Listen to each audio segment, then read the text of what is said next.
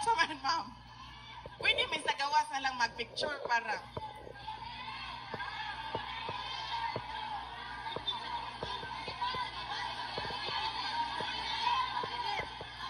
Madilim sa labas. Dili pwede sa gawas. Ang ngit-ngit. Anaan lang na itong flashlight. Mao. Flashlight. Pero pwede.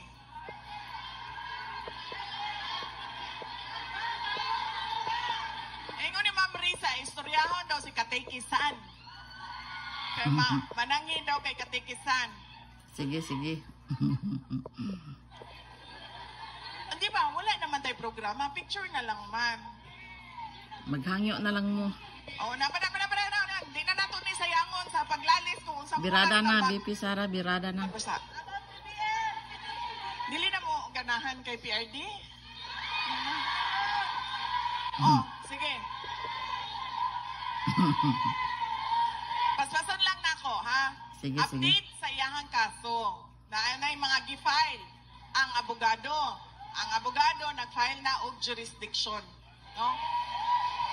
Nagaingon ang abogado, wala may jurisdiction. Kay nagsugod ang inyohang investigasyon, duha ng katuig ang nila, ay sorry, Tagalog di ay. Tagalog.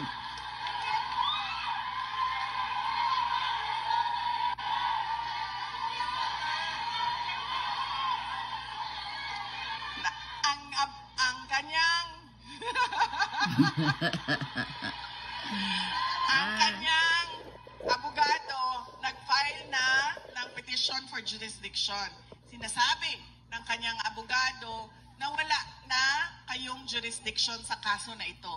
Dahil nagsimula ang investigasyon ninyo 2 taon na noong pag-alis ng Pilipinas sa ICC. Yan ang sinasabi ng abogado niya. At maraming legal experts at meron siyang kinuhang legal expert din na nagsasabi na tama nga, hindi na kayo pwedeng mag-imbestiga dahil tapos na yung 1 year period na pwede kayong mag-imbestiga after withdrawal.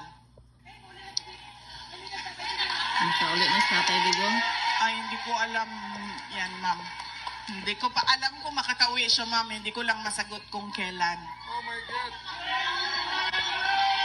Bring him home alive!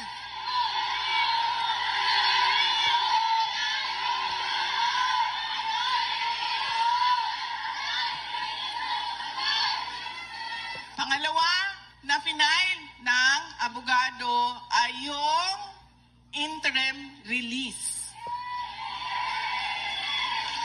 Ang kailangan kasi sa interim release ay yung third country o yung bansa na tatanggap kay Pangulong Duterte.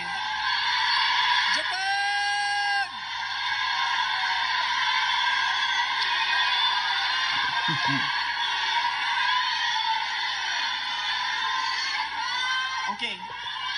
Okay, sandali lang. Tatagal tayo sa sigawan ninyo, sandali lang. Ituloy ko muna aking update. So, kailangan ito ng third country. Nag-file na yung lawyer. Kung makikita nyo sa ICC website, meron ng third country doon. Meron ng isang bansa na nagsabi na okay lang na dito ninyo ilagay si dating Pangulong Rodrigo Duterte.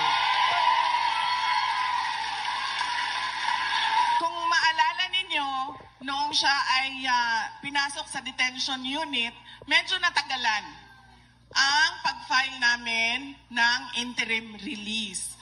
Dahil kinausap pa namin at naghanap pa ako ng tutulong sa akin.